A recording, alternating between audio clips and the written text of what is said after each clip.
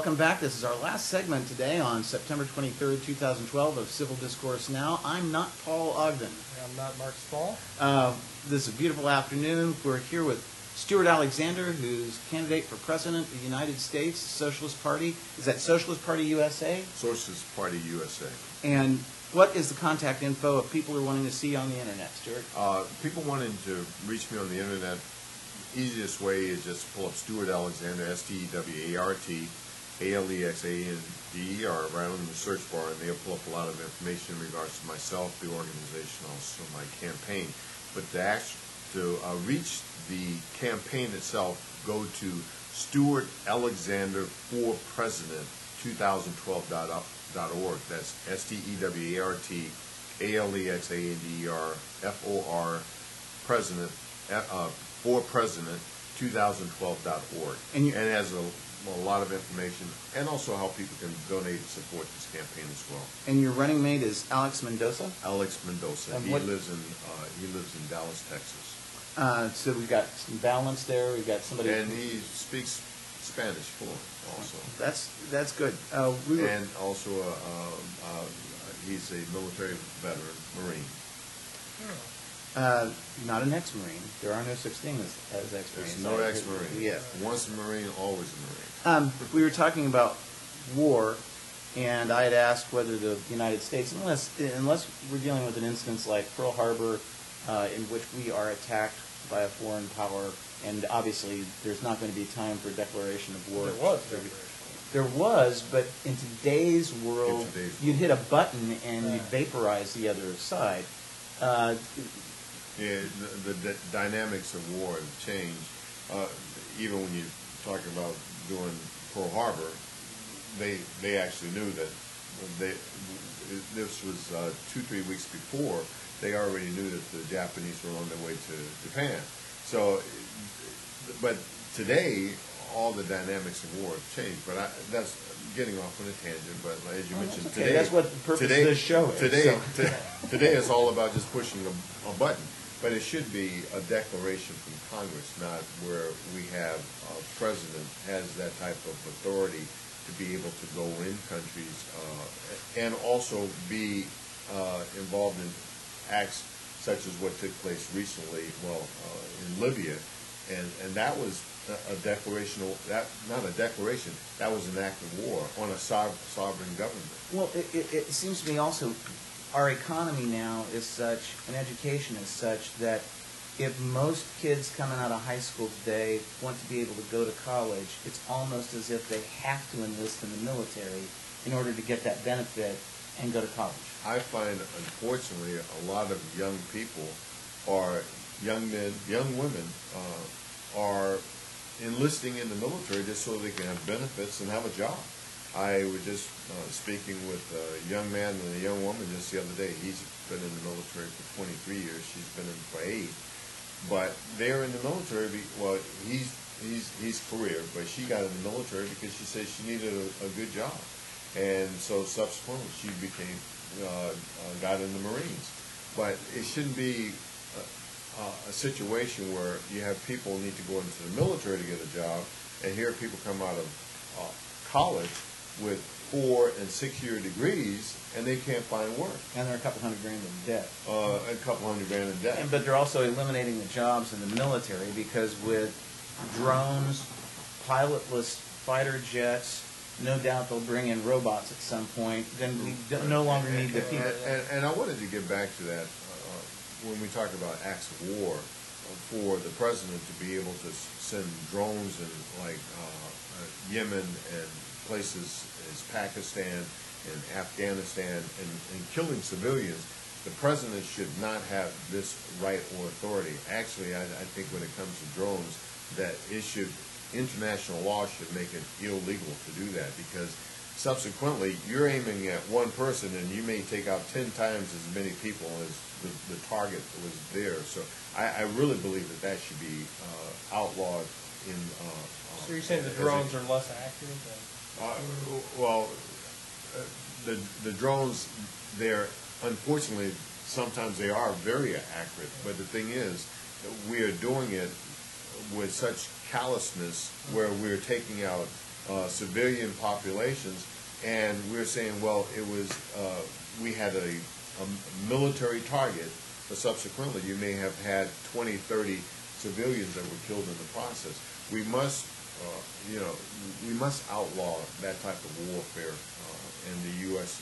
Utilizing that. And so it's not a question of our bringing back more arcade games, because arcade games are on the downslide. So we need to look at the moral situation of our doing it to begin with. But beyond that, we need to do, there's a lot more that we need to do. First of all, we need to bring all of our troops out of Afghanistan completely.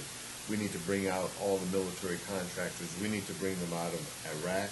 We need to, I have, my position is we need to divorce our membership with NATO, because as far as I'm concerned, NATO is a criminal organization, and I believe that we need to sever ties with that organization.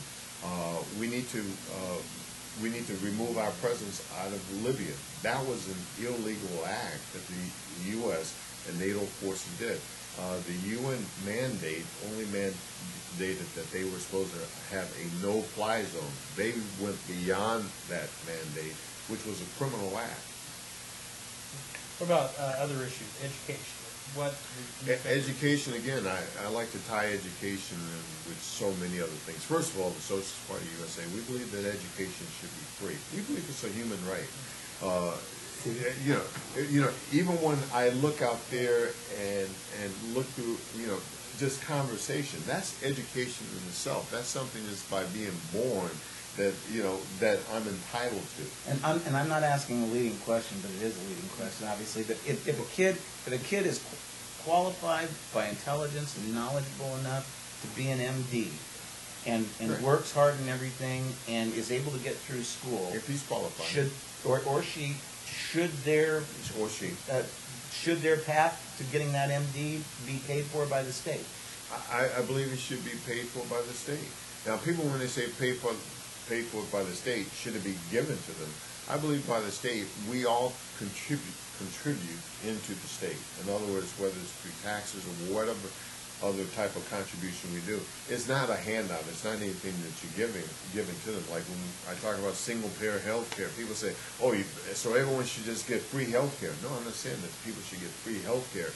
It's something that we contribute, but we also are beneficiaries of it as well. But I like to tie education into the cost of what we're spending on the military, which is in the hundreds of billions of dollars, defense spending. I even like to, always like to make an example when I was running for lieutenant governor in California. People don't understand the cost of the prison industrial complex in this country. To execute, they looked at, the LA Times did an article of the 11 persons that had been executed in California at the time when they executed Stanley Tookie Williams back in 2006. When they executed them, they looked at those 11 people that the state has spent in excess of $220 million for those 11 people. $220 million. Mm-hmm. And most people couldn't even comprehend or even fathom those. I'm death penalty certified. Right. So you understand. Yes. And much of that is the cost for just the appeals. And so when I was talking with people, and I say, well, how much do you? It was an article. Most people hadn't read the article. I say, well, what kind of cost do you think is involved? For someone that's on death row, they are probably in the hundreds of thousands, maybe around 4 or 5 million. I said, you're not even close. No. But even when you look at in prisons in California, and I use California because I'm very familiar with that process there. You're looking at $43,000 just to house an inmate per year. $43,000. Just think of how much education that would pay for a college student. So we need to change our priorities, and this is what the Socialist Party USA, or we have cutting military spending, responsible budgets. Look at social needs rather than trying to take care of things such as the house prisoners and like that. Well, let's talk about, you were talking about getting into health care. Why isn't it a right? Health care? Yeah. Health care is a right. Okay. Then everyone has a right to good health. Yeah, but by whatever the best means that are possible. Right. So we advocate, and my campaign advocate, is a single-payer health care.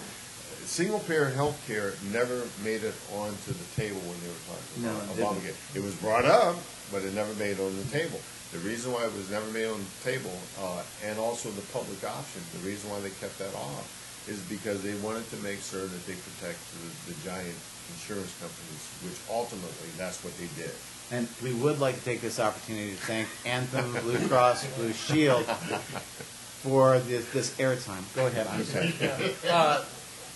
We have a state senator, Republican, believe it or not, who has put forth a proposal to decriminalize marijuana possession.